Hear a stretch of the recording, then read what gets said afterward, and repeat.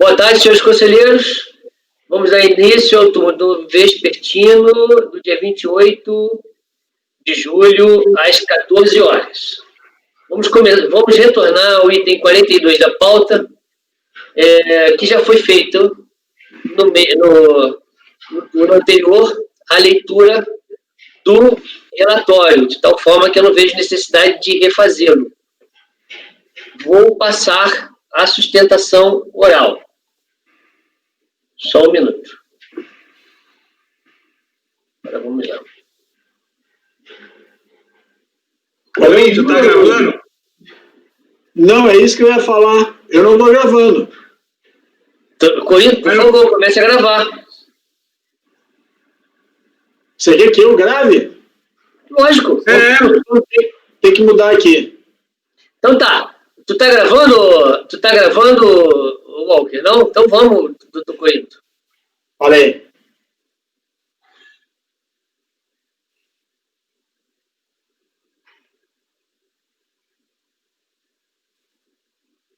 Relaxei.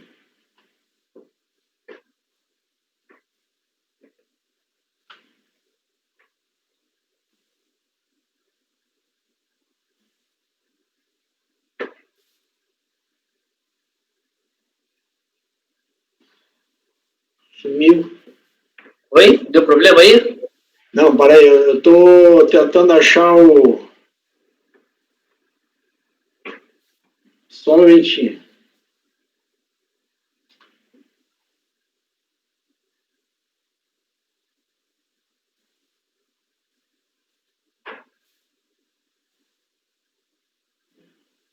Tá. Ok.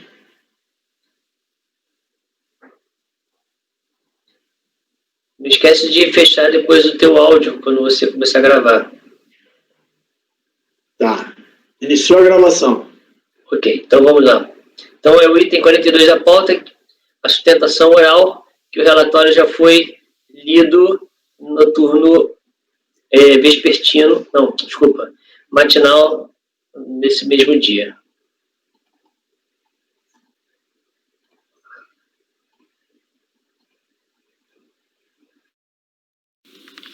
Senhores conselheiros, senhoras conselheiras, boa noite. Meu nome é Sérgio Grama Lima, sou advogado inscrito na OAB de São Paulo sob o número 287919, na qualidade de representante da Odebrecht Serviços e Participações, para fins de sustentação oral nos autos do processo administrativo 10.880-978-133-2012-21, pautado para o dia 28 de julho de 2020, perante essa segunda turma ordinária da terceira Câmara da terceira sessão do Egrégio Conselho Administrativo de Recursos Fiscais, sob a relatoria do ilustre conselheiro Vinícius Guimarães. O caso trata de compensação de crédito de COFINS apurado na sistemática cumulativa do período de dezembro de 2010, com débito da mesma contribuição apurado em março de 2011. O direito creditório original no importe de R$ 79.514,66, decorrente da diferença dos valores recolhidos através de guia DARF e de duas compensações e do valor devido.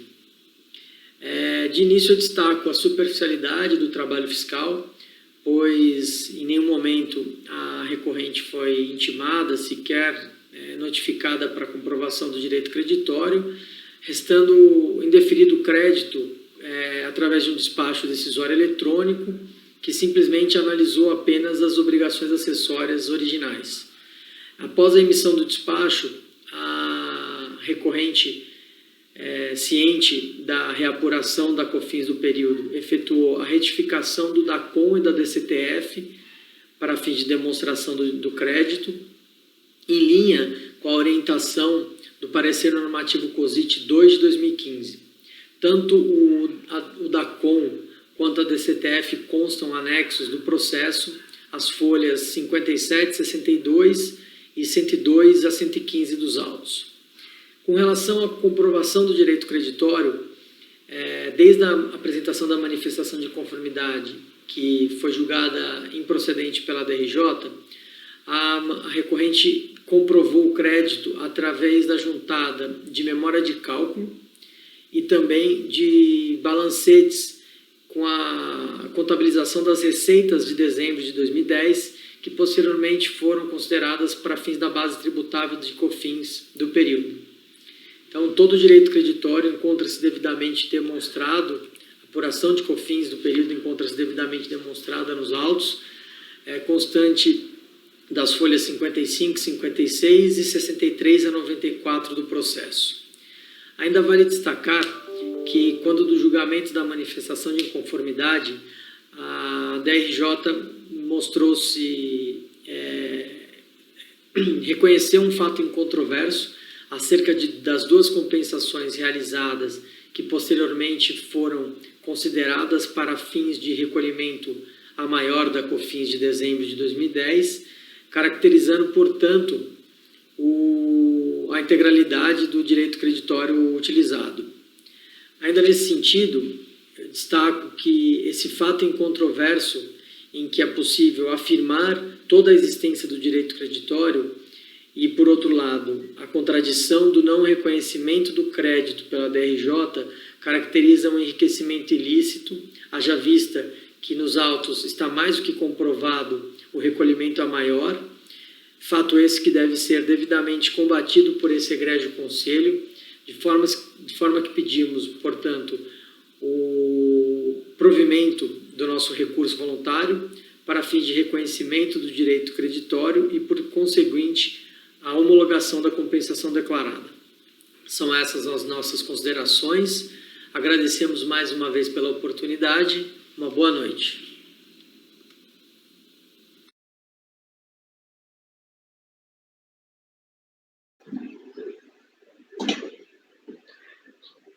Bom, senhores, agora passo a palavra ao relator, doutor Vinícius.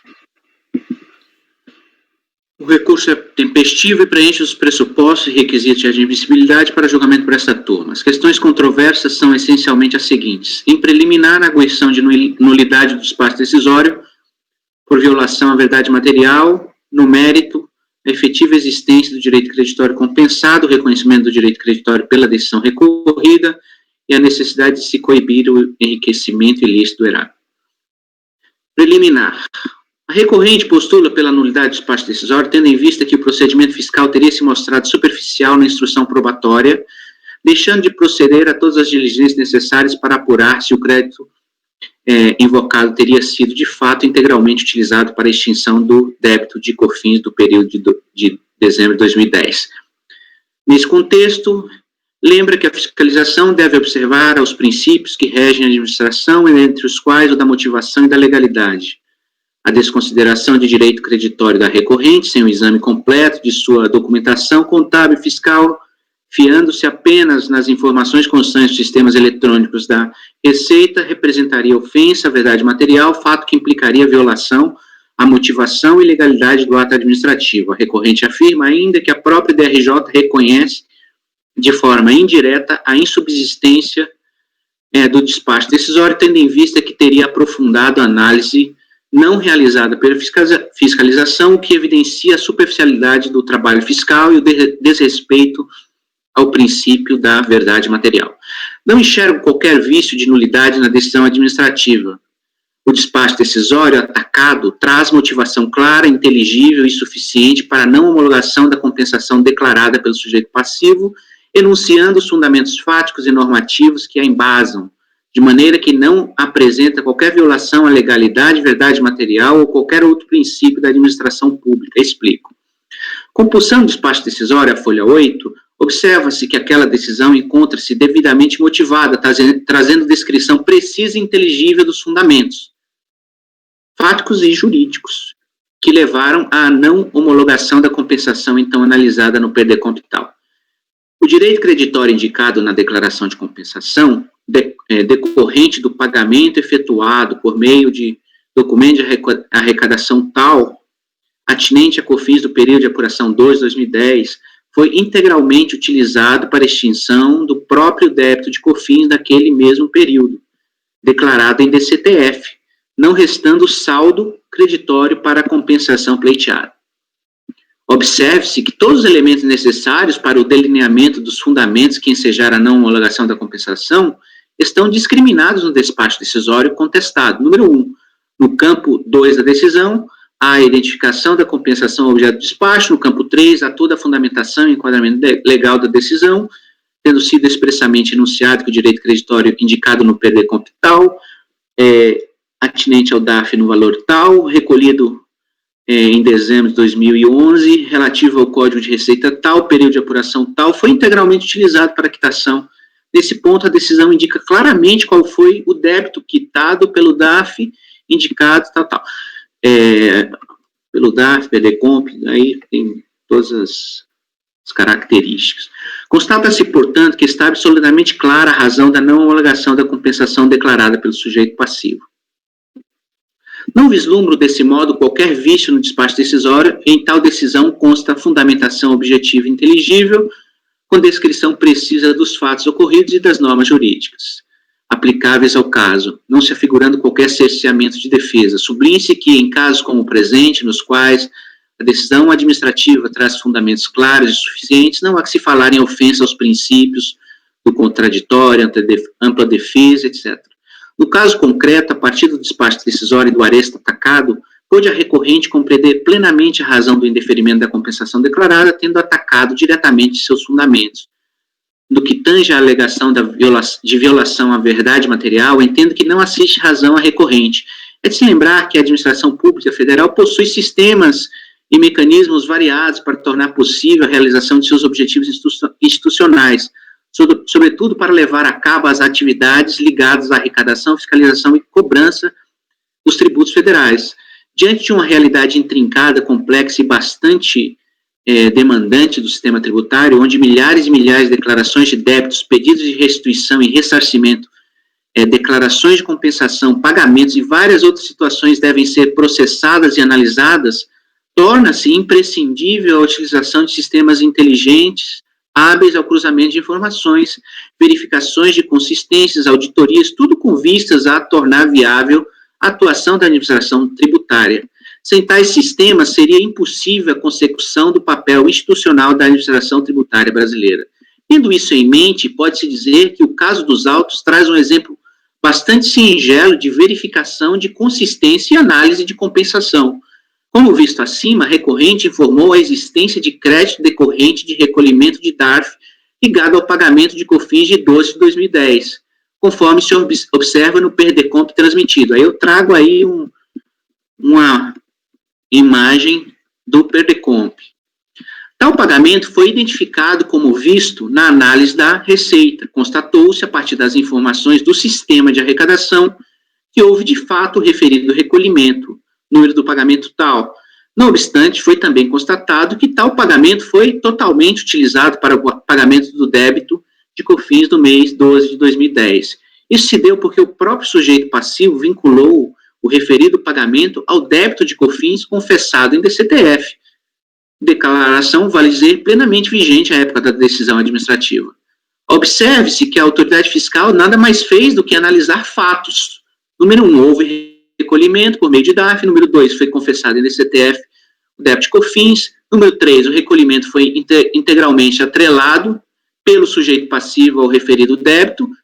Número 4, não há saldo disponível para a compensação pleiteada. Como se vê, a fiscalização procedeu à análise da declaração de compensação com base nos elementos materiais disponíveis à época. Naturalmente, outros elementos podem ser apresentados no curso do contencioso administrativo. Tal possibilidade não significa, entretanto, que a autoridade tributária tenha violado a verdade material, sobretudo porque o conjunto probatório de que lançou mão foi então suficiente para embasar sua decisão. Há que se ter em mente que é inerente ao contencioso administrativo o aperfeiçoamento do conjunto probatório com a impugnação ou a manifestação de conformidade. Nesse contexto, a possibilidade de enriquecimento dos elementos de convicção, ou ocasião da instauração do contencioso pela propositura de impugnação ou de manifestação de conformidade, não torna a decisão administrativa exarada na fase não contenciosa nula, apesar de torná-la eventualmente passível de reforma por ter deixado de considerar algum fato fundamental ou de analisar mais profundamente alguma prova relevante para o desfecho do caso.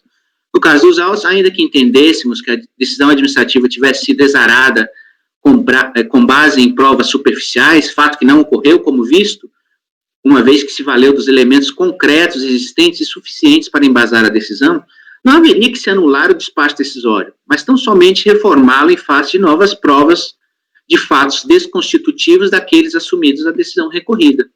Pode-se dizer, em síntese, que não há que se cogitar a nulidade da decisão quando o ato preenche os requisitos legais, apresentando clara fundamentação, quando inexiste qualquer indício de violação às determinações do artigo 59 do Decreto 70.235, quando o processo administrativo proporciona plenas condições do exercício do contraditório e do direito de defesa e quando o sujeito passivo demonstra no curso do processo possuir clareza dos fundamentos da autuação. Todas essas condições foram verificadas nos autos, de maneira que a nulidade do despacho decisório se revela inaplicável ao caso concreto. Mérito. Eu falei bastante nas preliminares, porque ele cita, o recurso voluntário traz muitos detalhezinhos de preliminar, ele gasta bastante tempo com isso, aí eu fiz questão de rebater mais prolongadamente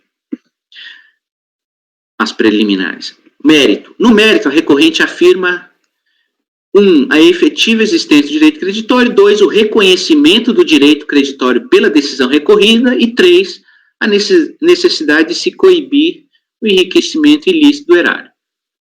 Observe-se, primeiramente, que em sede de manifestação de conformidade, o sujeito passivo sustentou que havia efetuado de forma equivocada recolhimento a maior de COFINS período 12 de 2010, tendo também prestado informações equivocadas na DCTF respectiva. Nessa declaração, o sujeito passivo teria deixado de informar parte dos recolhimentos no montante de 79.514, facilmente verificados na DCTF retificadora. Tais recolhimentos, entre aspas, aí, seriam, na verdade, compensações efetuadas por meio das DECOMP tais e tais, utilizadas para quitar parte do débito de COFINS do período de 12 de 2010. Fato que levaria à sobra de crédito decorrente do pagamento através do DARF de 397 mil em 15 de 12 de 2011, conforme demonstrativo a seguir. Deixa eu explicar esse caso, é o seguinte. Nessa DECOMP aí, que a gente está analisando, ele cita como fonte de crédito, origem do crédito, um pagamento em DARF de 379 mil. Esse pagamento em DARF está atrelado totalmente a um débito de COFINS. Por isso que o sistema foi lá, reconheceu, olha, esse débito de COFINS está plenamente coberto por esse DARF aqui, de 379 mil. Só que o que acontece? O contribuinte, ele diz o seguinte, que, na verdade, o débito de 379 mil foi pago por um outro DARF e também compensado por outras duas compensações que não são essas do nosso processo. Tá? Então, é esse o caso. Você tem duas outras compensações e um pagamento para amortizar o débito confessado em DCTF lá de 2010, dezembro de 2010, débito de COFINS. Então, sobraria, assim,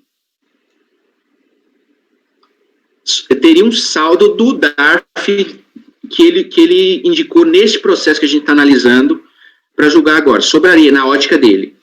Então, eu vou partir agora para a ótica minha aqui, que foi a ótica da DRJ também.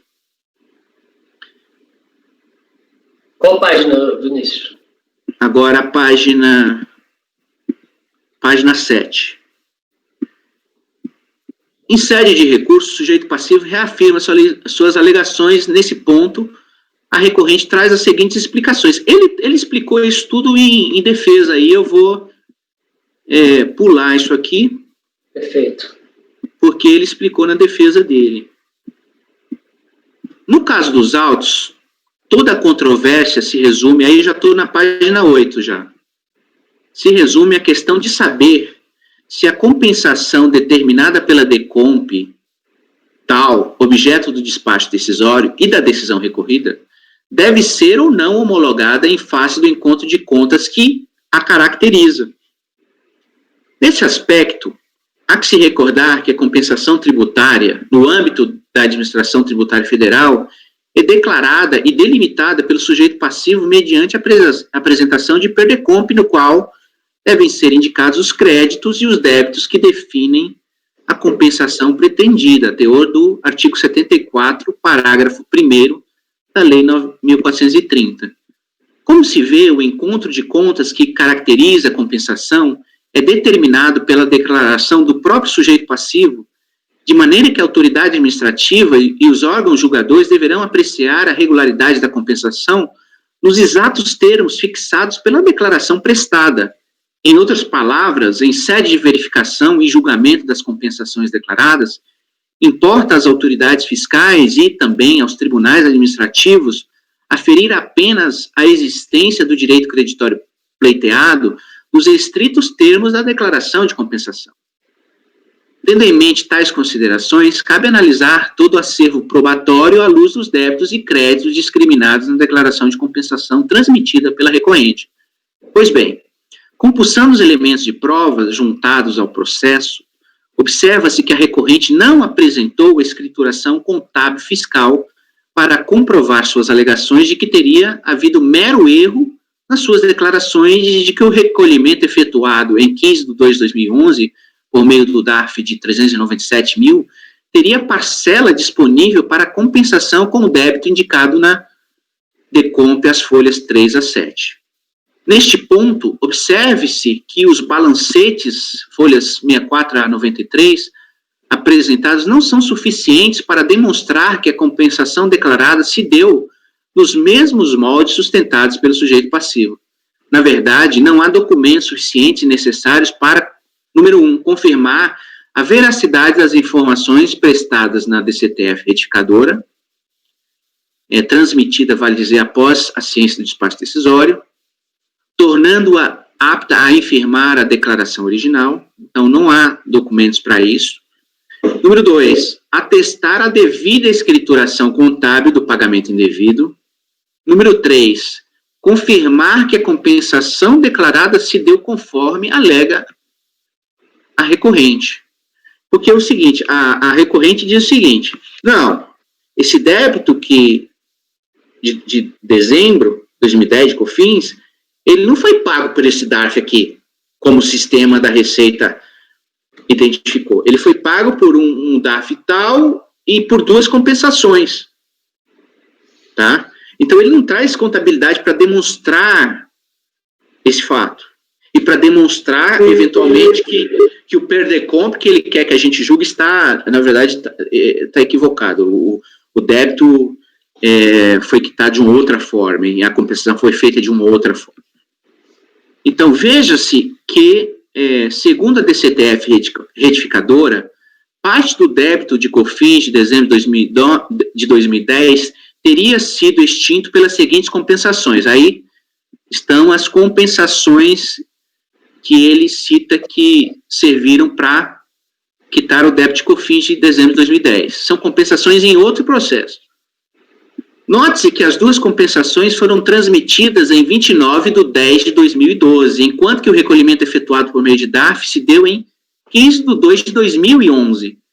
Nesse ponto, não faz qualquer sentido em afirmar que parcela do débito de COFINS, período 12 de 2010, teria sido extinto pelas referidas compensações, uma vez que, em momento anterior, 10 meses antes, houve a integral extinção do referido débito através de seu pagamento integral em 15 de 2 de 2011.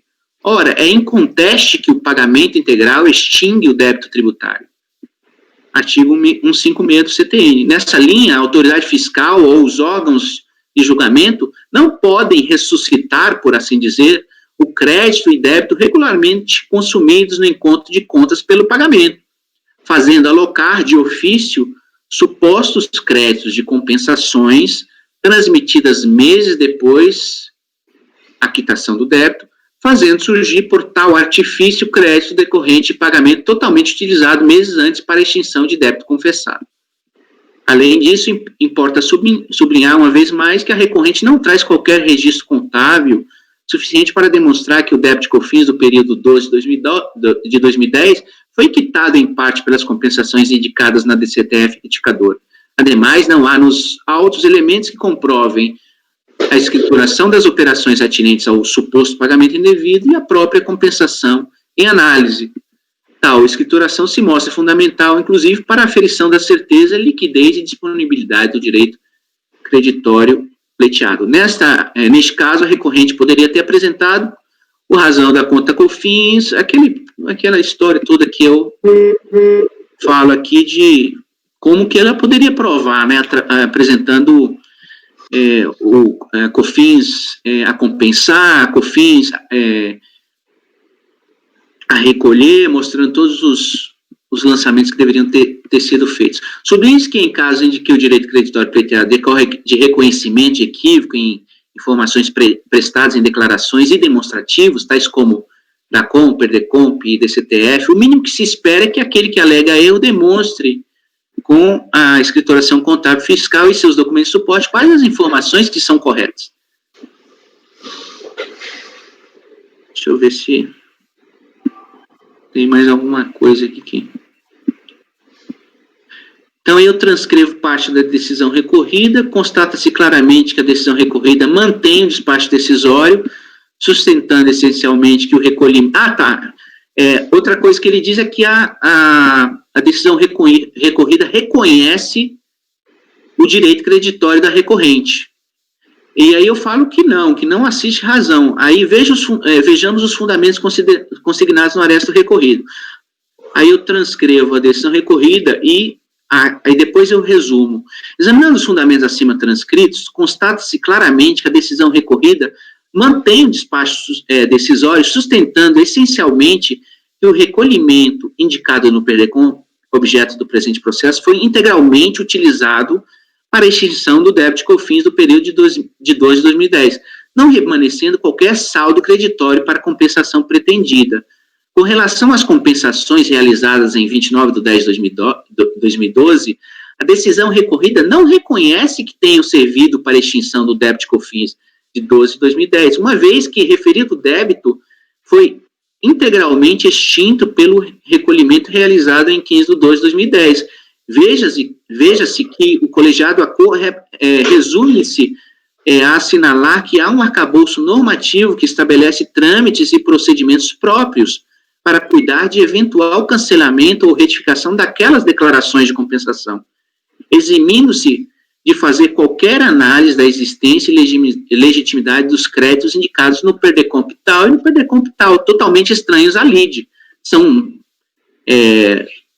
PERDECOMPs que não estão sendo julgados neste processo.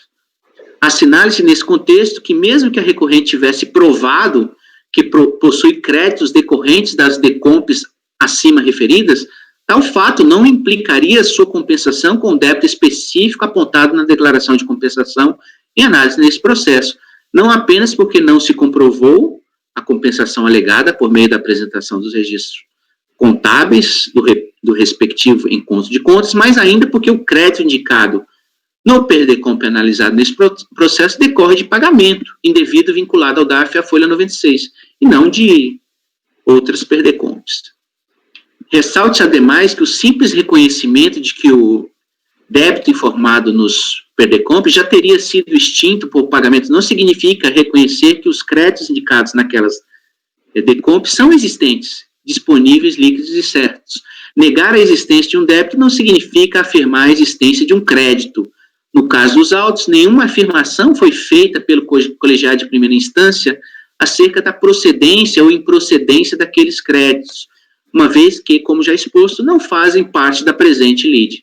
Por fim, com relação aos argumentos de enriquecimento ilícito do erário, não vejo como há de prosperar o entendimento da recorrente pelas razões já explicitadas ao longo do presente voto.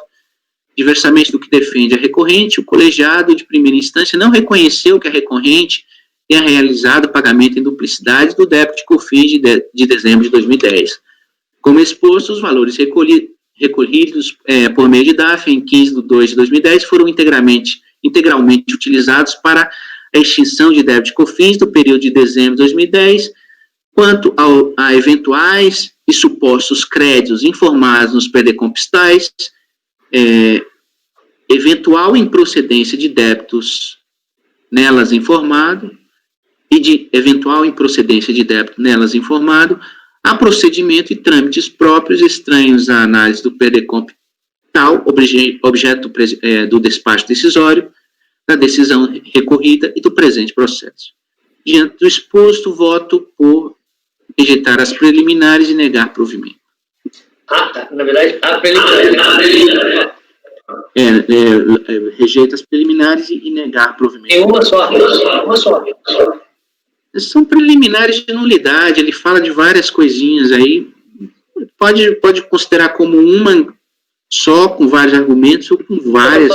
Para ver como eu vou anotar no... Não, pode colocar preliminares, melhor, porque ele gasta bastante tempo falando das preliminares e cita verdade material, cita um monte de princípios e vários fundamentos para tentar anular. Ok, então no item 42 o relator está afastando as preliminares e negando provimento ao mérito. Doutor Walker. Relator. O senhor está congelado, doutor Walker. Doutor Jorge. Congelado. José Renato. O relator, presidente. Vou diminuir um pouco. Está com tempo o relator também, né? Tá, doutor Corinto. Acompanha. Doutor Rafael. Voto com o relator, presidente. Doutora Denise. Com o relator, presidente. Eu também voto com o relator. Voltou. Com o relator. Ok. O voto eu ouvi, só que você estava congelado. Mas agora tá normal.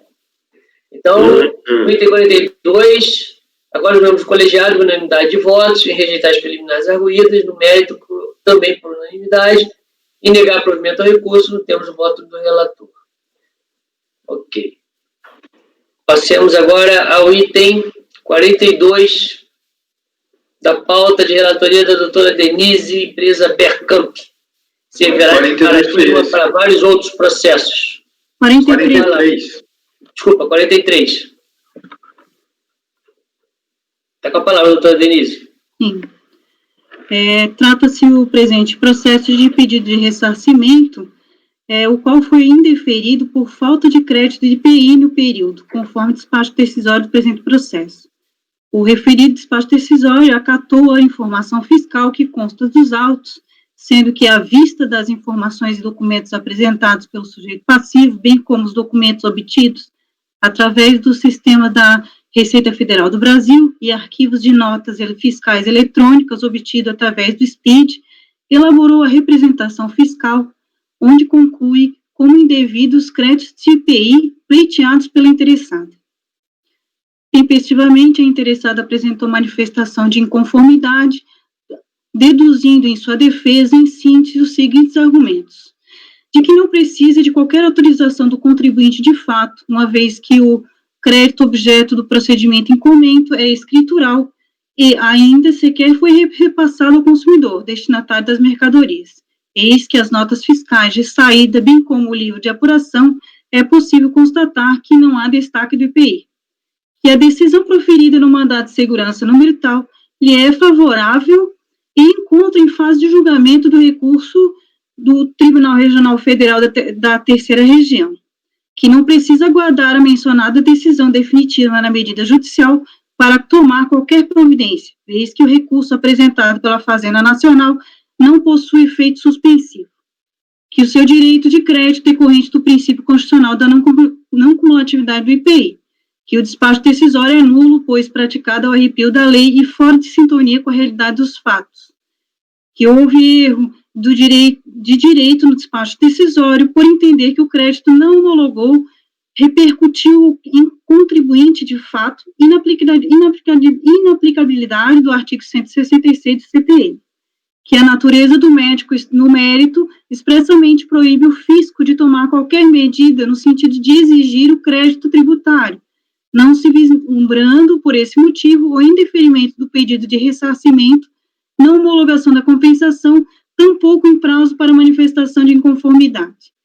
Que, havendo impossibilidade de compensação com o próprio IPI, pode pleitear o ressarcimento, restituição e a compensação com outros tributos nos moldes da lei em comento, que, em razão da decisão judicial, a única conduta passível ao fisco seria notificar a manifestante para interromper a decadência com a constituição do crédito tributário, que o fisco abriu o processo administrativo, onde um dos núcleos centrais do debate é justamente a reclassificação de alimentos na tabela TIP, descumprindo o artigo 30 do decreto 70.235.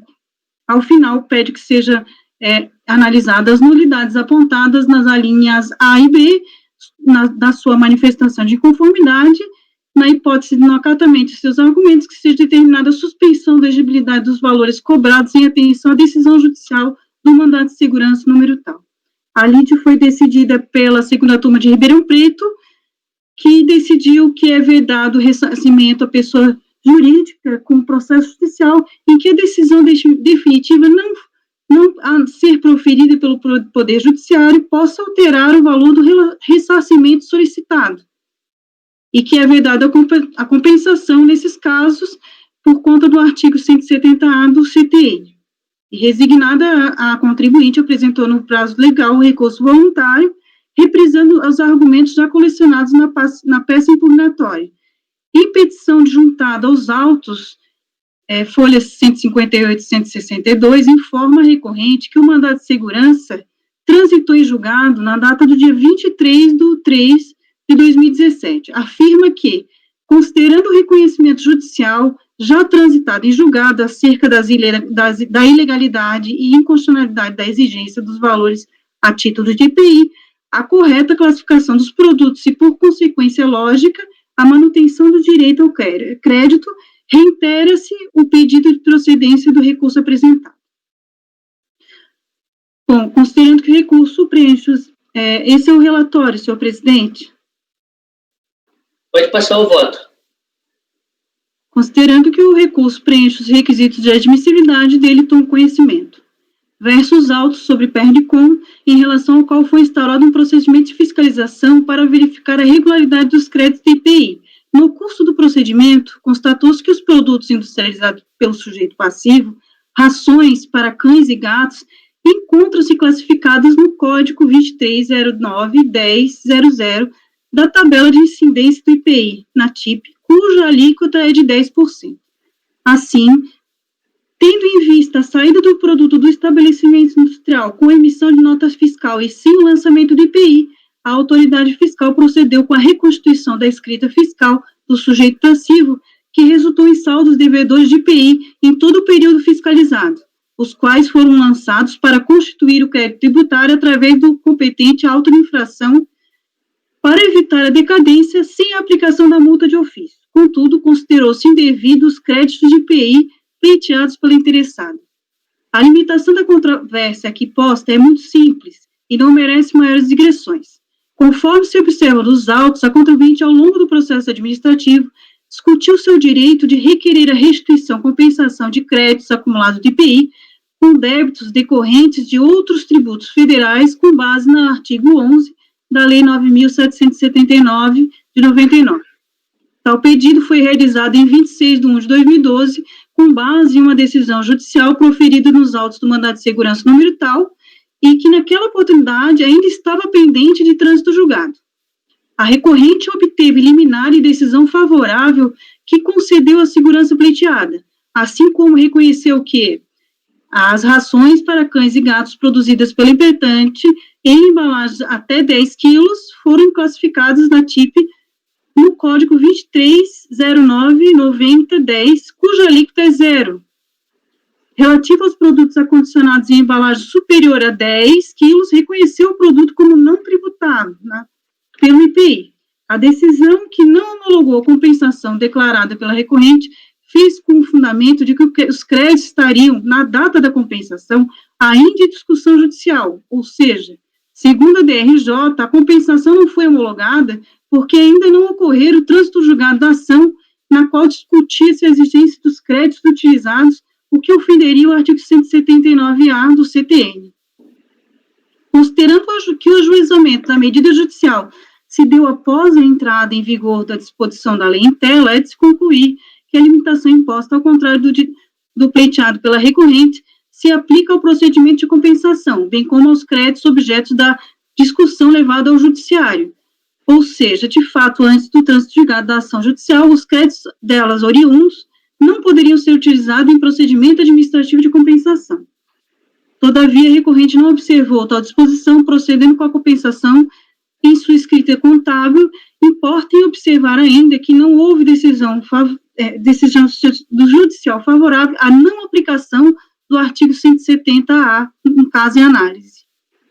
Impera registrar que, antes da vigência e plena da validade da Lei Complementar 104 de 2001, no momento do ajuizamento da ação fiscal, apenas uma determinação judicial que afastasse a aplicação dessa norma viabilizaria a recorrente proceder à compensação dos seus créditos, o que não ocorreu no caso. Assim, não só há o repito da lei, mas também sem qualquer subdânio jurisprudencial, foram efetuadas as compensações ora em análise, de se destacar que, do que consta dos autos, a medida judicial ainda não havia transitado julgado no momento em que foi transmitido. Não pode, evidentemente, prosperar a indignação da recorrente, assim como não prospera esses argumentos, pois o CTN é claro e a jurisprudência mansa a respeito da impossibilidade de aproveitamento dos créditos tributários para fins de compensação, quando tais créditos são oriundos de ação judicial, não transitada em julgado. Em contrapartida, defende a recorrente que o ressarcimento pretendido não tem nada a ver com a decisão proferida do processo judicial, no qual está sendo discutida a incidência ou não do IPI, sobre os produtos envolvidos na demanda. Contudo, conforme demonstrado no acordo recorrido, a legislação nele citada é clara, no sentido de que não cabe compensação, e se, em face de demanda judicial, a decisão final possa interferir no direito possuado administrativamente. E é esse o caso dos autos. O saldo credor invocado no pedido de ressarcimento só existe porque a empresa compra produtos tributados e os emprega no processo de industrialização, do qual resulta a saída de produtos não tributados, e o regime jurídico da saída foi determinado por decisão judicial que até o requerimento de compensação não havia transitado em julgado. Não se discute no pedido de compensação qual é a alíquota ou regime tributário da saída dos produtos fabricados pela recorrente, mas o saldo credor acumulado em virtude de tal regime, se as saídas tivessem sido tributadas, não haveria saldo credor. Ainda, sustenta a recorrente que o direito creditório tem subtâneo no princípio constitucional da não cumulatividade do IPI. É improcedente o argumento, o que a Constituição assegura é que o imposto a pagar em cada etapa do processo produtivo seja a diferença entre o crédito relativo às entradas e o débito relativo às saídas. A questão do saldo credor já é tratada apenas na legislação ordinária. A Constituição não assegura que as saídas de produtos não tributados seja mantido o crédito derivado das entradas.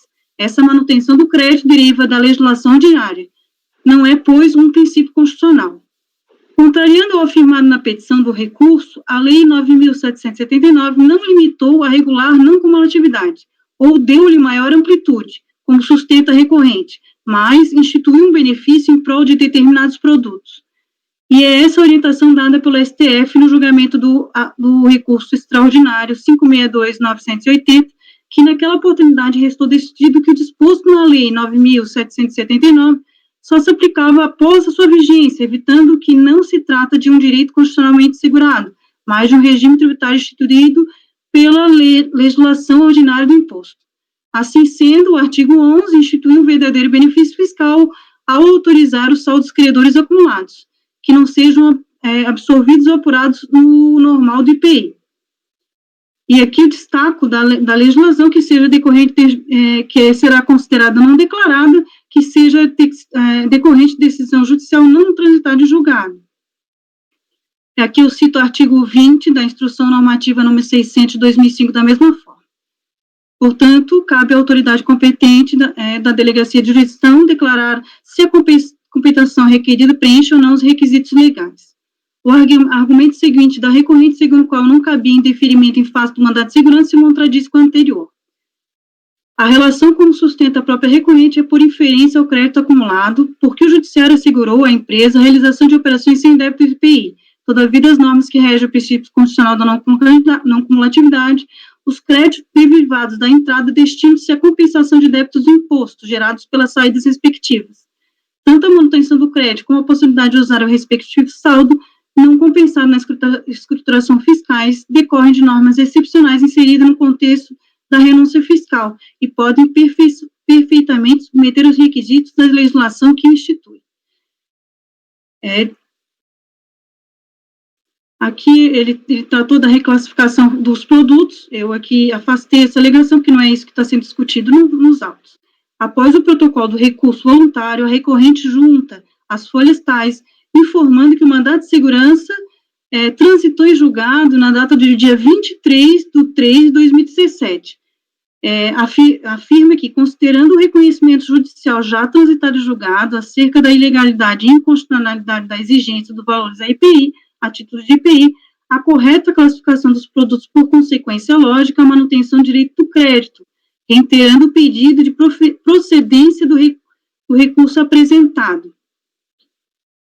Apresenta a recorrente no curso do processo, apesar da recorrente, no curso do processo, apresentar o trânsito julgado do mandado de segurança que lhe assegura o direito da correta classificação dos produtos por ela produzido, e nada muda o cenário que já foi decidido, pois a pretensão acima narrada esbarra no disposto do enunciado prescritivo, artigo 170-A do CTN, como exaustivamente tratado. Porquanto tem que tal dispositivo, inserido no Código pela Lei Complementar 104/2001, tem por objetivo coibir iniciativas judiciais que antecipação da tutela permite ao contribuinte compensar os créditos sem que sobre a contenta tivesse ainda o Poder Judiciário se manifestado com timbre de definitividade, considerando pelo prisma jurídico seu propósito é evitar a instabilidade do sistema, não permitida a compensação de um crédito que, por ato judicial, poderia ainda ser considerado inexistente. O trânsito julgado, posterior à transmissão de declaração de compensação, não tem cordão de convalidá-la por falta de previsão legal. Dessa forma, a correta decisão administrativa de considerar improcedente a manifestação de conformidade. Por todo exposto, voto por conhecer do recurso voluntário e, no mérito, ligar-lhe provimento. É com meu voto, senhor presidente. Obrigado, doutora Denise. Passo a palavra ao doutor Vinícius. Com a relatora. Ok, doutor Walker. Qual a relatora? Doutor Jorge. Eu tenho uma dúvida, Gilton. Eu tenho uma dúvida conceitual. Não é caso de concomitância. Um caso de concomitância. Mas peraí, não foi lançado para prevenir decadência? Foi. Não, isso é pedido de ressarcimento, não é concomitância, não. Crédito é discutido judicialmente. Aqui não é auto de infração, não. Aqui não é auto de infração, presidente. Aqui é um pedido de ressarcimento. Com crédito, não. Oi? Não, entendi. Ele usou ação judicial como causa de pedido. Para dar origem ao crédito que ele alegou possuir. Ele falou, eu tenho um crédito que é a diferença de alíquota da classificação fiscal. A classificação fiscal é 15, mas eu entendo que é 0. Ele está discutindo isso. Ele, com base nessa ação judicial, pelo que eu entendi, a Denise me corrija se eu estiver errado, com base nessa ação judicial, ele falou assim, como eu recolhi na alíquota de 15%, eu tenho uma ação judicial que me dá o direito a 0, eu vou apurar um crédito aqui e vou pedir o ressarcimento e compensação. Não é caso de concomitância, Jorge, porque aqui ele está pedindo só o ressarcimento, ele não está discutindo a classificação. Lá ele discute a classificação. É isso. Jorge. Tem uma decisão, não sei se vale a pena falar, mas uma decisão no CARF que relativa ao artigo 177A, mas é quando a decisão é para o representativo de controvérsia, né? O 135 do CPC. É a única decisão que eu vi que relativizou o artigo 170A. Não, eu me lembro que relativizou, mas porque o que acontece foi o que você bem falou lá atrás no seu voto. a gente aceita afastar o 170A quando o juiz afasta. Sim. E que o juiz não afasta. Na verdade, o juiz não afasta. Nunca vi afastar mais. Agora, Jorge, também uma outra maneira de falar a mesma coisa que o Walter falou é o seguinte: a causa de pedir aí não é a diferença de alíquota, é a ação judicial. Uhum. Entendeu? Por não ser a diferença de alíquota, não é concomitância. Se ele tivesse trazido a discussão da diferença de alíquota para cá, como causa de pedir, aí seria concomitância. Entendeu, Jorge? Na verdade, é a mesma coisa que o Walker falou, só mudando as palavras. É que você é mais elegante, né? É outro patamar. De jeito nenhum, senhor. Aliás, eu estou feliz da vida. Bom, isso depois a gente fala no off. Doutor... Como é, Antônio? O relator, ok. Tá vendo? Eu tenho que ficar mudando. Cada vez que a minha esposa levanta para fazer alguma coisa, eu tenho que mexer a minha câmera aqui. E como eu sou pobre, o meu escritório é pequeno. Eu não tenho esse latifúndio que tem o nosso amigo ali de Ariquemes, que até está brilhando. Eu quase tenho que botar um óculos escuro para enxergar. Inclusive, está com a palavra agora. Seguindo aí as explicações do nosso querido Dinamarco Canelucci. Nossa, esse cara. Para brilhantar mais ainda o voto da nossa conselheira Denise, eu voto com a relatora. Ok, doutor Corinto. Acompanho a relatora. Doutor Rafael. Com a relatora, presidente. Bom, eu também voto com o relator, de forma que foi negado provimento ao recurso. Esse mesmo resultado eu estou transcrevendo para os itens 44 ao item 54. O item 55, retirar de pauta, é aquele caso da Cipalan, doutor Corinto. Cadê você? Sim, presidente, o Cipalan não está apto para ser julgado porque está acima de 1 milhão. Repetitivos têm valor superior a 1 milhão. Perfeito. Então eu tirei de súmula, nem decisão judicial. Perfeito. Então eu já me adiantei e tirei todos eles do Cipalan, pelas informações dadas. Inclusive eu aproveito a oportunidade que enquanto a gente tiver... Bom, a gente sempre vai ter um limite para julgamento. O limite pode aumentar um pouquinho mais, mas a gente sempre vai ter esse limite, né? Então, o procedimento que eu tenho feito é que o CEPOG, acho que é o CEPOG, eu sempre esqueço, não, é o CEPAG, né? Ele identifica que no repetitivo tem valores superior. E me manda um e-mail. Mas por que eles me mandam um e-mail? Porque os processos estão no meu nome. E o que eu faço? Eu peço para que eles encaminhem para mim de quem foi o paradigma. Naquele bando, algumas vezes, o paradigma é meu, não tem problema, eu falo sobre o meu. Porque é muito mais fácil vocês que já fizeram o processo me falar. É tão simples quanto isso, me falar se tem ou não tem matéria de algum precedente vinculante, seja judicial ou administrativo. Não é nada. Tá? Eu só estou te falando isso porque é um procedimento que já vi que vai acontecer corriqueiramente, porque a gente não tem como ficar olhando. Aliás, a gente não tem nem acesso, vocês não têm acesso aos repetitivos. Eu até tenho, mas eu tenho quando? Eles me colocam geralmente 5 dias antes da sessão. Aí eu fico com 500 processos na minha caixa, que isso torna, na verdade, uma zona o meu controle. Esse sisteminha novo ajudou bastante, porque não sei se vocês já mexeram nele, ele te dá algumas possibilidades interessantes, tipo tirar os repetitivos, tirar o que já está guardando em pauta. Ajuda bastante esse sisteminha. Não sei se vocês sabem que sistema que eu estou falando, né? SGI. Isso. Perfeito, na minha visão. Bom, então o Cipalan, todos foram retirados de pauta.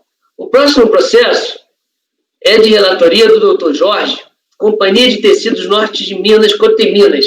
É o 68. Haverá sustentação oral, Dr. Jorge? O senhor está com a palavra. Ok, eu vou tentar o Antônio. Ok, Dr. Jorge.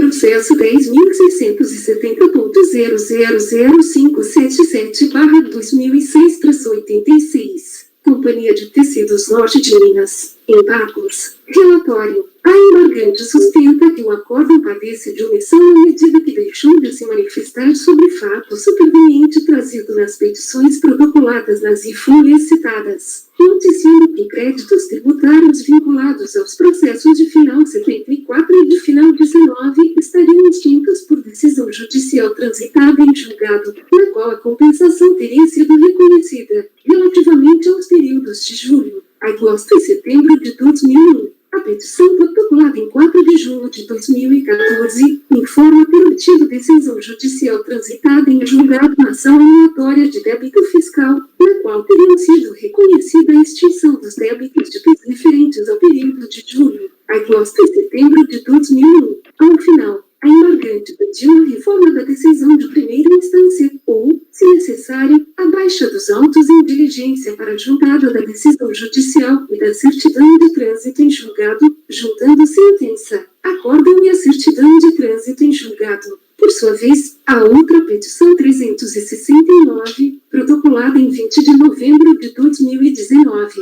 aborda a inexistência da prescrição declarada pela decisão de primeira instância, bem como reiterou os termos da primeira petição. Constata-se, de fato, que o acórdão embargado não se pronunciou sobre as alegações produzidas na petição caracterizando o cerceamento de defesa. É um relatório.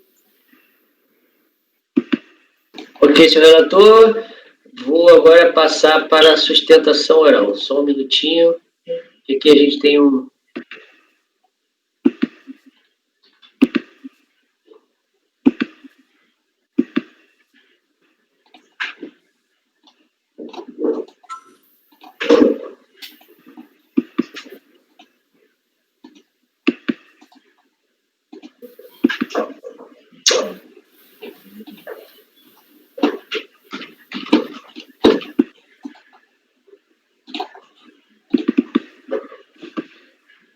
Da turma julgadora, ilustre senhor presidente, ilustre senhor relator. Trata-se o presente caso de um pedido de restituição feito pelo embargante relativo ao recolhimento indevido de PIS, tendo em vista a declaração de inconstitucionalidade do artigo 3º, parágrafo 1º da Lei 9.718. O período objeto de restituição dessa contribuição é de fevereiro de 99 a setembro de 2001.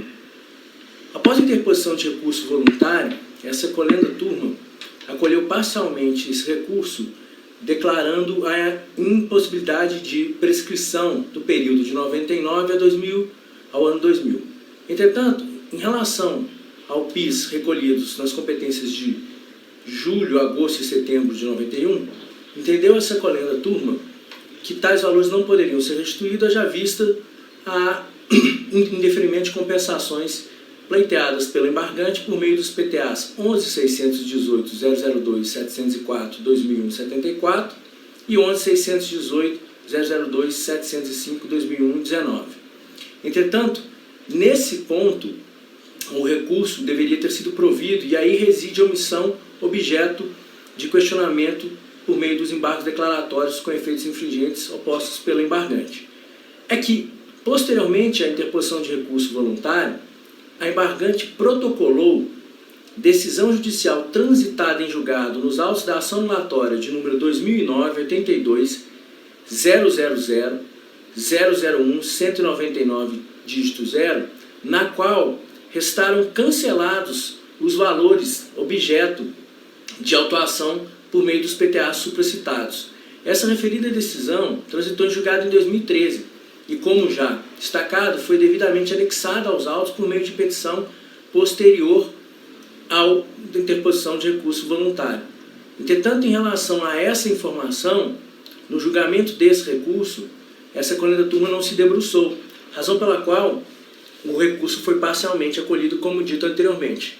Em vista desse ponto e desta prova que comprova que os créditos tributários autuados pela Receita foram extintos, razão pela qual a recorrente, ora embargante, merece a restituição de tais montantes, é que devem ser providos os presentes declaratórios com efeitos infringentes, de modo a resguardar a embargante a restituição desses valores relativos às competências de julho, agosto e setembro de 2001. É o que pede e espera deferimento. Muito obrigado pela atenção.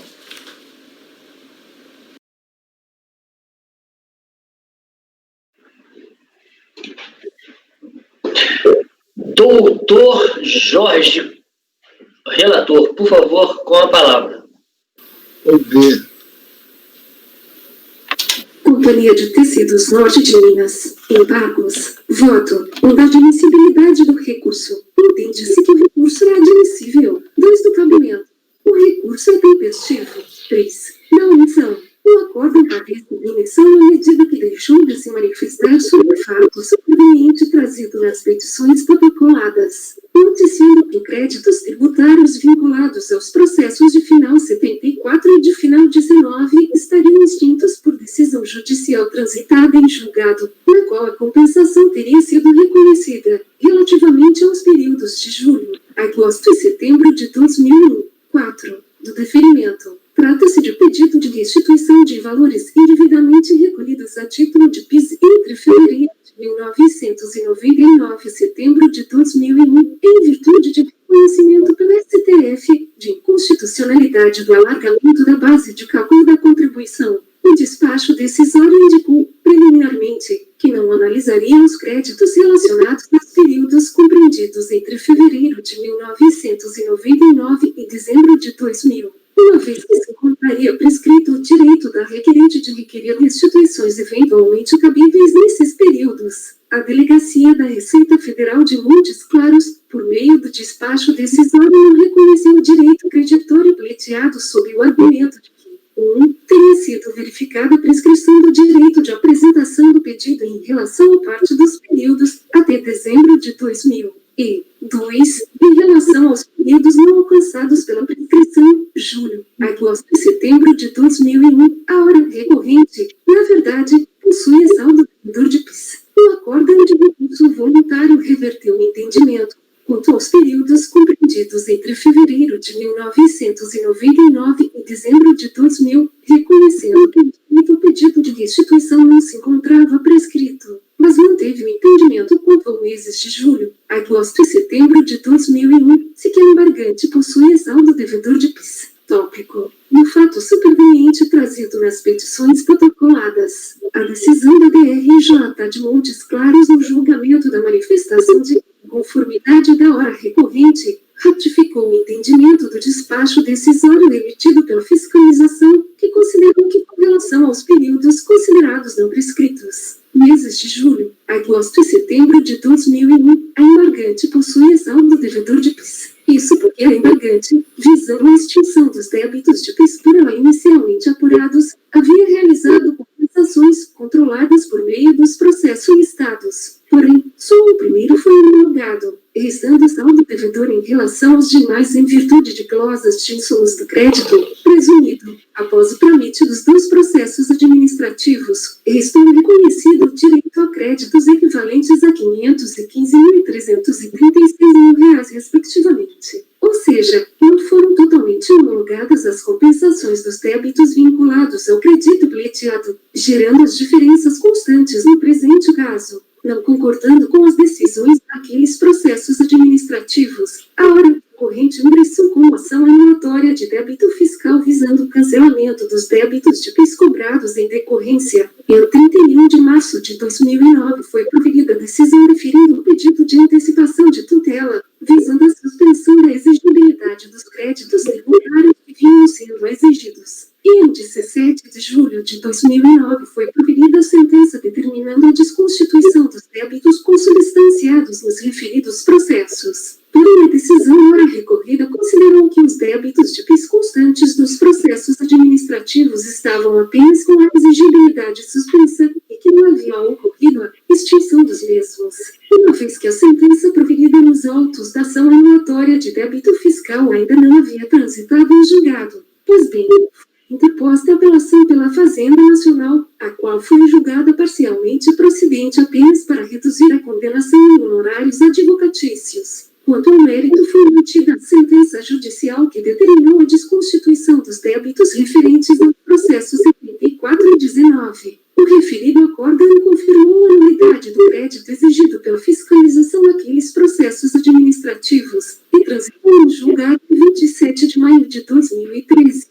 Diante do apresentado, por ser conteúdo fundamental utilizado na decisão agravada, proponho a conversão do julgamento em diligência para que se confirme o desfecho da ação anulatória de débito fiscal. Se a turma não entender assim, em face de admitida concomitância na matéria acerca da desconstituição dos débitos referentes aos processos 74 e afasta o assunto da discussão administrativa até a 01. Sendo assim, até os embargos, com efeitos inteligentes, para sanar a emissão para reconhecer a concomitância na matéria acerca da desconstituição dos débitos referentes aos processos 74 e 19, afastando o assunto da discussão administrativa. Até o da sua HF01.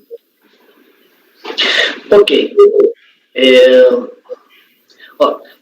Quem não estiver falando, eu peço só para fechar o microfone, principalmente o doutor Corinto, porque está gravando. Jorge, então, pelo que eu entendi, você está querendo converter em diligência para analisar o que qual é o desfecho da ação anulatória, é isso?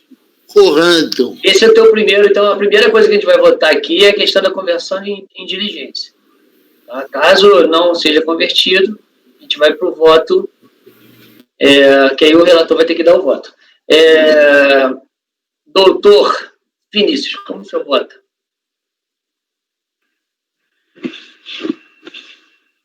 Eu acho que a diligência tem que ser feita. Agora, não só para apurar se os débitos foram extintos por essa sentença aí, porque eu acho que o objetivo desse processo não são esses débitos aí, certo? É um processo de restituição. Correto, Jorge? Correto. Então, assim, a extinção dos débitos através da ação judicial seria apenas um reflexo sobre o crédito desse processo que a gente está analisando, certo? Correto. Então, eu acho que além de checar se os débitos foram extintos mesmo e tal, ver toda a extensão da sentença, tem que também checar se sobrou crédito a partir dessa conclusão. Tem débito? Não tem mais. Sobrou crédito? Sobrou. Quanto que esse crédito que sobrou compensa ou pode ser reconhecido para restituição ou compensação neste nosso processo aqui?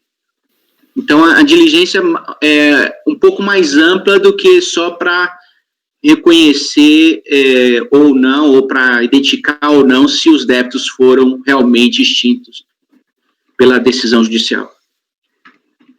Ok, agradeço, doutor Vinícius. Passo a palavra ao doutor Walker. Inclusive, eu queria falar, Jorge, que aqui não é caso de concomitância, não, viu? Aqui não se discute o débito daqueles processos administrativos. Tanto que lá tem 2 processos administrativos que foram levados para o judiciário. Aqui, esquece essa concomitância que você está falando. Só queria acrescentar isso daí, tá? Para deixar claro. De fato, há que se analisar, eu acho que é até mais importante do que se analisar se os débitos foram extintos ou não, é o reflexo dessa decisão, né? O reflexo que ela vai causar aqui. Porque aqui o que se discute é o quê? É a existência de um crédito suficiente para quitar o débito. Porque aqui que a fiscalização analisou aqui, ela falou assim, olha, o que você apurou de crédito é insuficiente para quitar o débito. E o contribuinte fala assim, não, aqueles débitos lá, na verdade, eles estão extintos. Então, se você afastar aquele débito lá, eu vou ter um crédito maior e eu vou ter um saldo para restituir. É isso, não é, Vinícius? Então, eu acho que isso é de suma importância. É o reflexo da extinção daqueles débitos para esse processo. Você tem que deixar isso bem claro no seu voto. Se você fizer essas alterações, eu acompanho o relator para conversão em diligência. Parei prontamente. Obrigado. Até porque, doutor Walker, se ele não fizer essas modificações, nem o doutor Vinícius acompanha. Perfeito. Não é isso, doutor Vinícius? Ok, então, doutor José Renato. Presidente, tendo por base todas as considerações feitas já pelo Vinícius e pelo Walker, que eu concordo com elas, eu não faria, só uma sugestão, né, para o Jorge, eu não faria o voto desse jeito aqui. Propondo uma resolução e depois, se a turma não entender assim, dentro do próprio voto. Eu acho que na nossa discussão, sim, você pode fazer isso. Mas no voto você não poderia colocar, até por conta de embargos aí para frente. Não, ele vai tirar isso. Isso aqui tem que tirar, mas os outros... Eu retirei. Tá. Eu quero aproveitar, assim, então... Eu tenho um voto alternativo, isso não pode, né? Não, sim, não pode. Eu quero aproveitar a sua... Vota que depois eu quero aproveitar para fazer uma consideração sobre isso. Não, eu voto com a conversão. Voto com o relator. Tá. Eu quero aproveitar, Jorge, e lhe pedir o seguinte. Eu sei que nós temos como dever regimental fazer o voto caso a diligência não seja admitida ou a nulidade não seja acolhida. Mas peço para que você separe no seu áudio, enquanto a gente estiver como é que se fala, em sessão virtual, tá? Faça um áudio específico só para isso, ou seja, você faz o áudio convertendo, anulando, e você faz um outro áudio falando do mérito. Correto. Tá bom? Porque, na verdade, nós não pode adiantar Porque aqui, na verdade, você já até adiantou um voto. Que não interessa se está certo ou está errado, isso não importa. Importa que foi adiantado um voto. Só pedindo para você, para os futuros. Tá bom? Tá. Doutor Corinto. Com todas essas considerações, eu acompanho o relator. Ok. Doutor Rafael. Acompanho o relator. Estou vendo aí. Acompanho o relator. Ok. Doutora Denise. Com o relator, senhor presidente. Eu também acompanho o relator. Então, acórdão... Só uma pergunta. Bom, vou botar parcialmente. Tem o despacho de admissibilidade, Jorge, tinha mais de algum defeito solicitado? Um momento, eu vou verificar um momento. Só para eu poder saber se vai ser parcialmente ou não os embargos. Porque, de qualquer maneira, a única coisa que vai mudar é isso. Então, colocaria unanimidade e acolher os embargos de declaração para sanar a omissão com efeitos infringentes, né? Porque vai estar mudando... Presidente, é só essa matéria, só. Então, vou botar aqui, para acolher os embargos, para sanar a omissão com efeitos infringentes, para converter o julgamento em diligência no termo do voto do relator. Tá? Na verdade, eu entendo que a gente pode até discutir isso aqui agora, se quiserem, mas na minha visão tem efeitos infringentes. A gente está mudando efetivamente a decisão. No mínimo, a gente está devolvendo e revertendo. Agora, se vocês quiserem omitir essa questão da efeitos infringentes, o que vocês acham? Por que efeitos infringentes? Eu também acho que não tem efeitos infringentes, que não está decidido ainda, né? Não está decidido, mas está alterando... Não está alterando a decisão efetivamente. Tá, então eu vou tirar o efeitos infringentes, não vou botar efeitos nenhum. Passar a omissão e converter o julgamento de diligência no termos do voto do relator. Melhor assim a redação? Okay. Então, uma coisinha para melhorar a minha redação é verificar a ação e os reflexos nos créditos demandados, é isso? Doutor Vinícius, pode responder, já que o senhor já levantou a lebre. Verificar os efeitos... Ou que também pode, tanto faz. Os efeitos da ação sobre os débitos lá, né? E os débitos, e a extinção dos débitos sobre o crédito desse processo.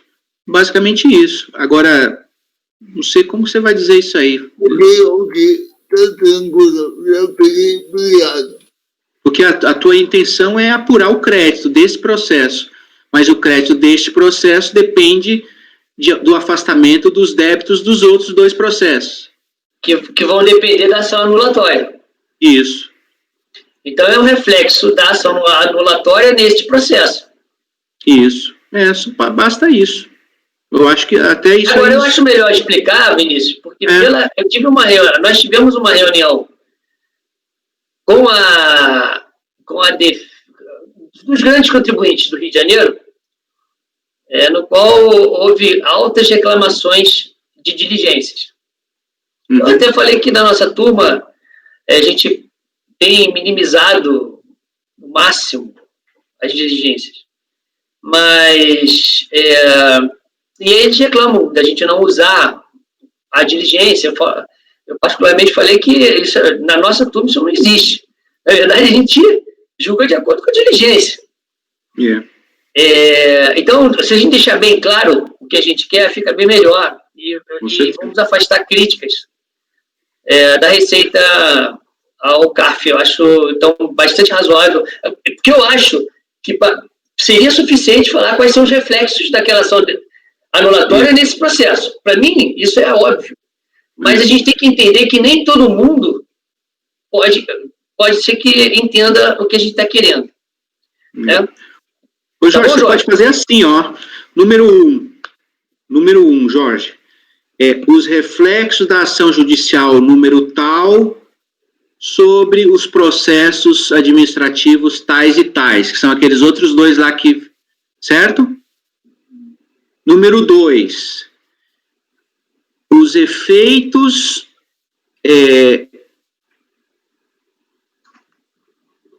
a partir do número 1, certo? A partir dos efeitos da decisão judicial, a partir do número 1, apurar os efeitos dos processos administrativos, do desfecho dos processos administrativos tais sobre os créditos deste processo. Número 3, apurar se há crédito a restituir de acordo com o que foi analisado no item 2. Então, você quebrou em 3 partes o problema. Primeiro, apurar os débitos, apurar os efeitos da ação judicial sobre os processos administrativos tais, especialmente sobre os débitos, né? Pode explicar isso aí. Número 2, analisar os efeitos do desfecho dos processos administrativos tais sobre os créditos deste processo. Liquidar, número 3, liquidar tudo isso. Ok, Jorge? Qualquer coisa, você manda um e-mail que a gente faz a redação boa. Muito obrigado, Vinícius. Falou, Jorge. Ok.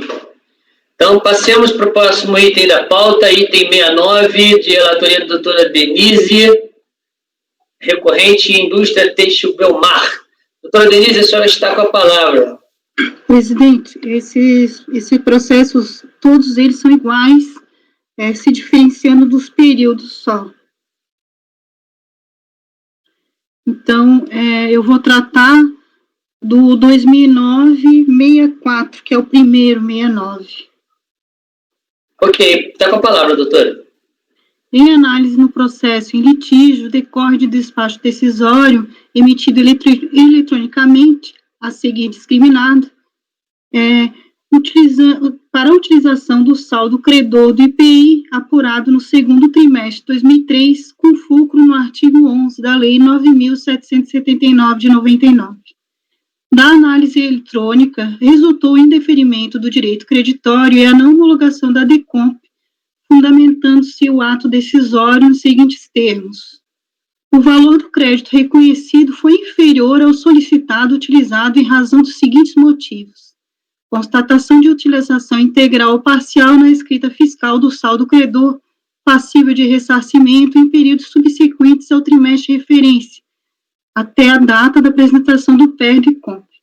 Cientificado despacho decisório e intimado a recolher o crédito tributado decorrente da não homologação da compensação, um dos acréscimos moratórios pertinentes em 29/4/2009, manifestou-se a pleiteante a sua inconformidade em 22/5/2009 por intermédio do arrazoado, alegando em síntese que o menor saldo credor indicado no detalhamento do crédito é de R$0, enquanto o valor correto é aquele indicado na DECOMP, de ordem de 34 mil, devendo, portanto, ser reconhecido o direito creditório e cancelado o débito exigido no despacho decisório.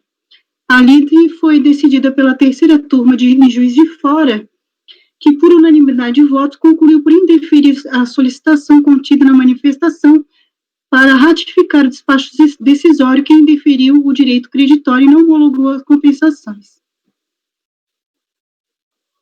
E resignada, a recorrente apresentou no prazo legal recurso voluntário, após relatar brevemente os eventos fáticos transcorridos, aduz o seguinte: em preliminar, que, com base no acordo anteriormente citado, cabe ao contribuinte informar quais são os pedidos PER-DECOMP e seus respectivos valores de ressarcimento IPI que compõem os débitos de 99 mil e de 86 mil, não identificados, lançados erroneamente em outros débitos, para que essa informação seja considerada no presente processo número tal. No mérito, o débito lançado no campo outros débitos do PER-DECOMP, no valor de 99 mil, foi composto pelos seguintes pedidos de ressarcimento, aqui ele lista os pedidos de ressarcimento.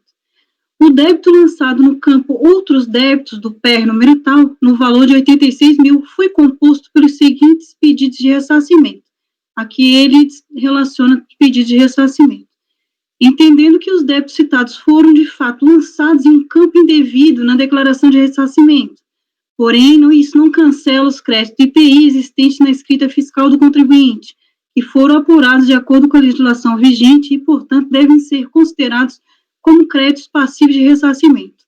Aí conclui a vista do exposto, demonstrada a insubsistência e improcedência da ação fiscal, espera e requer que seja acolhido o presente recurso, ao fim de que seja decidido cancelando-se o débito fiscal reclamado. É o relatório, senhor presidente.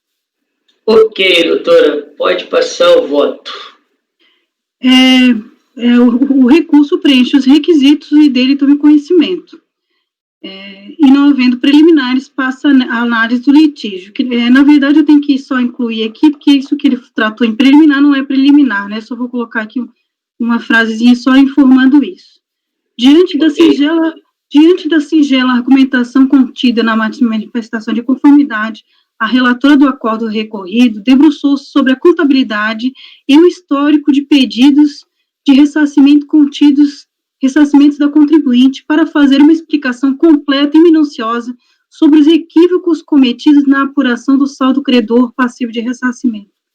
Conclui, em suma, que, embora a informação contida na linha estorno de créditos nos meses de janeiro e março de 2005 seja subjetiva de engano cometido ao contribuinte no preenchimento do referido DECOMP, verificação esta, pautada pela busca da verdade material, não resultou em conclusão acerca da origem dos valores indicados pelo contribuinte como estorno de crédito. Assim, diante da ausência de contrarrazões que contenham, no mínimo, de subsistância, transcrevo e adoto a razão de decidir da DRJ. Frise de início que o motivo, eu passo da análise dos autos, verifica que no demonstrativo de apuração do saldo credor ressarcível, a apuração do saldo credor é de 7.306, exatamente igual ao valor solicitado utilizado. Ocorre, no entanto, que a etapa seguinte da verificação consiste em analisar se os créditos passivos de ressarcimento apurados até ao final do trimestre calendário a que se refere o pedido se mantém na escrita fiscal até o período imediatamente anterior à transmissão do PERDECOMP. Vale dizer que deve-se verificar se o saldo credor apurado ao final do trimestre calendário, composto pelo saldo ressarcível mais o saldo credor não ressarcido, foi utilizado para abater os débitos informados no PGD ou apurados pela fiscalização ou permanecem disponível para utilização como lastro creditório da compensação declarada a ele vinculada. Nesse propósito, foi elaborado pelo Sistema de Controle de Créditos e Compensação, após o pedido de ressarcimento, cuja análise revela que o saldo credor ressarcível apurado no final do trimestre calendário de referência de ordem de 7.000, conforme indicado anteriormente, também e não ressarcível no valor de 67.000. Foi integralmente consumido pelos débitos informados nos meses de janeiro e março de 2005, de ordem de 101.000 e 86.000, respectivamente. Débitos ajustados no período. Note-se que, por ocasião da transmissão do DECOMP número tal, ocorridas em 15 de 4 de 2005, todo o saldo credor ajustado já havia sido utilizado no período apurado imediatamente anterior, março de 2005, para amortizar o débito escriturado, zerando o saldo credor. Daí a não homologação por insuficiência do lastro creditório. Quanto ao débito de 101.000, conforme indicado na coluna H, a origem da informação do demonstrativo de apuração dos períodos de ressarcimento, origina-se da informação prestada pelo próprio contribuinte relativa ao primeiro trimestre de 2005, anexada nesta data por esta relatora, ficha do livro de registro de IPI, período de ressarcimento, saídas no mês de janeiro de 2005, quadro demonstrativo de débitos, linha de estorno de créditos no valor de 99.000, que, adicionado ao valor da linha saída para o mercado nacional, de 1.438, resulta 101.000.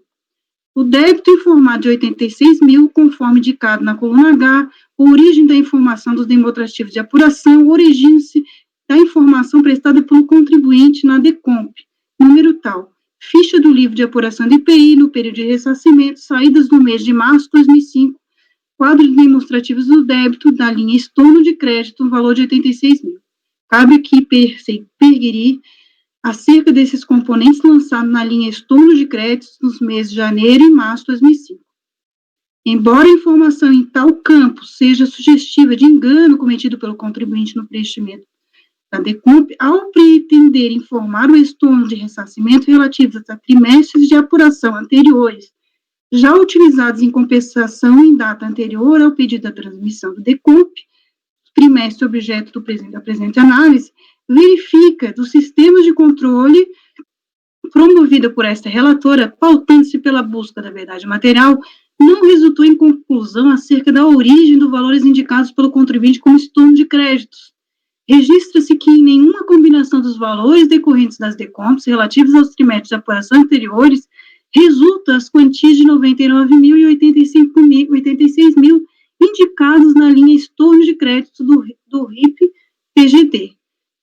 De se esclarecer nesse ponto, por oportuno, que a informação no campo estorno de crédito gerado pelo lançamento da coluna D, débitos ajustados no período de demonstrativos de apuração, período de ressarcimento, portanto, se o contribuinte pretende informar o valor já utilizado em pé relativos a trimestres de apuração anteriores e de referência, deve fazê-los em campos de ressarcimento de crédito, cujo processamento não se resulta a débito confrontado com créditos escriturados, nunca como estorno de crédito ou outros débitos. Correto, portanto, o menor saldo credor apurado, não merecendo qualquer reparo o resultado do processo eletrônico.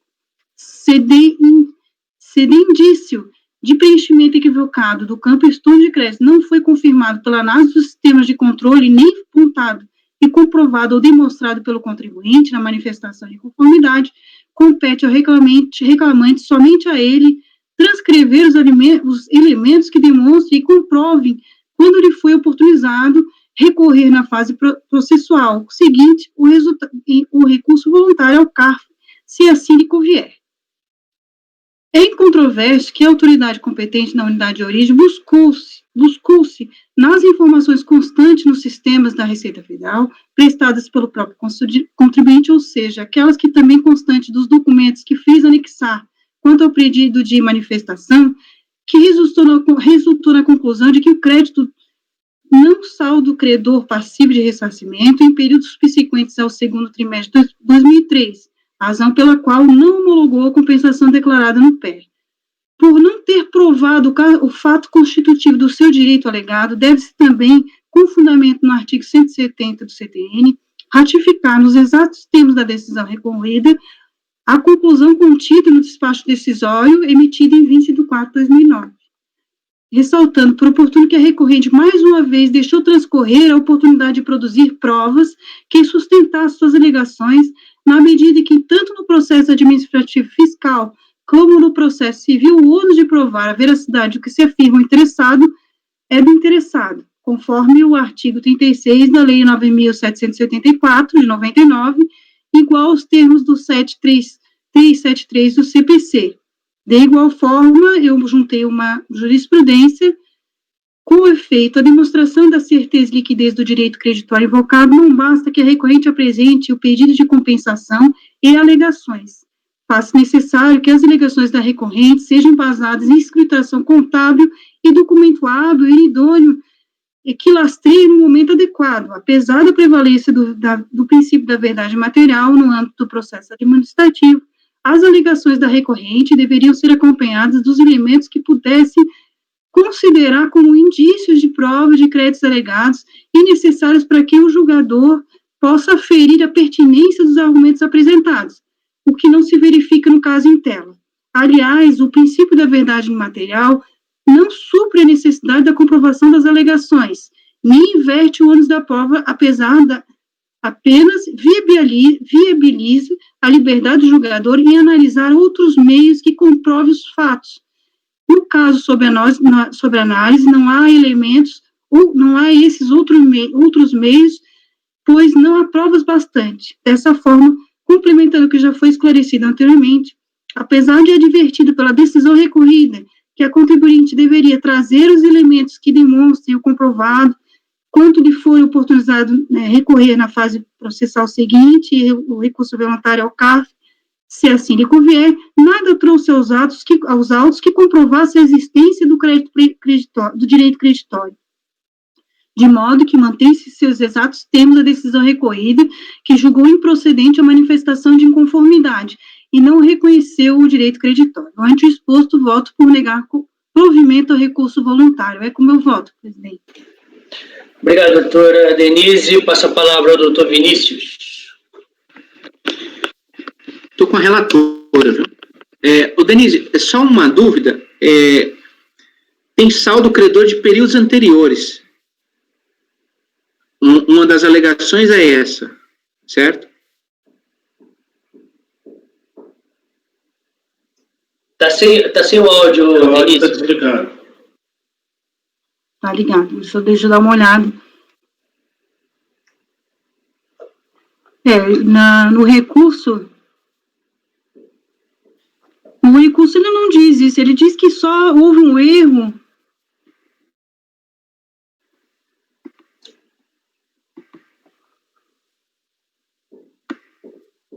Ele só entende aqui que os débitos citados foram, de fato, lançados em campos indevidos da declaração de ressarcimento. Porém, isso não cancela os créditos IPI. Ele não diz que existia um saldo em períodos anteriores aqui. Eu li alguma coisa sobre isso aí no seu voto, então eu devo estar confundindo. Isso não foi a alegação dele, pelo menos aqui, olhando...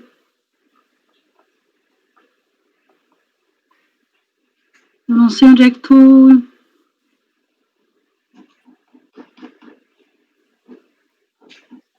Até, conforme a decisão da DRJ, poderia realmente ter havido esse esse erro no preenchimento, mas o contribuinte ele não trouxe nada para comprovar esse erro. Entendi. É basicamente isso aí. Não tem, não. Eu pensei que tivesse... Além disso que você está falando, eu pensei que tivesse saldo credor de trimestres anteriores. Mas não tem, não. Eu acompanho o relator, né? Aqui diz assim, ó, embora a informação em tal campo seja sugestiva de engano cometido pelo contribuinte no preenchimento da referida DECOMP, ao pretender informar o estorno de ressarcimento relativo a trimestres de apuração anteriores já utilizados em compensação. Certo. Eu acho que pode ser isso que tu possa... Isso. Ok, como o senhor vota, então, doutor Vinícius? Com a relatora. Ok, obrigado. Passo a palavra ao doutor Walker. Com a relatora. Doutor Jorge. Com a relatora. Zé Renato. Ô Vinícius, a sua dúvida pode ser que quando ela usou outro voto como razão aqui, nesse voto tinha lá trimestres anteriores, então pode ser essa a dúvida, tá? Mas, tirando isso, eu voto com o relator. Ok, tirando isso o quê? Tirando isso, não, bastando a explicação aqui, esclarecimento, tá? Eu só queria saber o que o senhor estava tirando para poder... Não estou tirando nada, só esclarecimento mesmo. Ok. Doutor Corinto. Acompanho a relatora, presidente. Ok, doutor Rafael. Relatora, presidente. Eu também acompanho a relator, então foi negado o provimento por unanimidade. Os itens posteriores, próximos, eles são iguais, doutora Denise? Exatamente iguais, inclusive o acórdão. Guardando apenas as peculiaridades dos períodos, não é isso? Isso mesmo, presidente. Ou seja, valores... óbvio que ele alega valores diferentes, porque são períodos diferentes, mas a razão de decidir é igual. Sim. Ok, então eu posso copiar para os itens posteriores. Ok, senhores, eu acho que eu dispenso a leitura dos votos. Não faz a mínima necessidade. Parece que o doutor Zé Renato não ficou muito feliz. Quer que ele leia cada um, doutor Renato? O problema é eu, Zé Renato. Não, aqui está o pessoal gritando aqui do lado, que só isso. Não tem nada. Tá gritando com os camelos aí? São os camponeses. Com as araras, com as capivaras que está passando por aqui. Bom, então eu copiei o mesmo resultado, legando provimento ao recurso em todos os itens. Vamos lá. 70, 71, 72, 73, 74 e 75. Todas da indústria têxtil Belmar, ok? Vou dar um intervalo, os senhores querem 10 ou 15 minutos? Pode ser 15, presidente? Pode ser 15. Botando na votação. 15, ok. Isso. 15 minutos, são 2h45, pelo menos 2h46, 15 e 1, voltamos. Peço para o apoio suspender a gravação, por favor.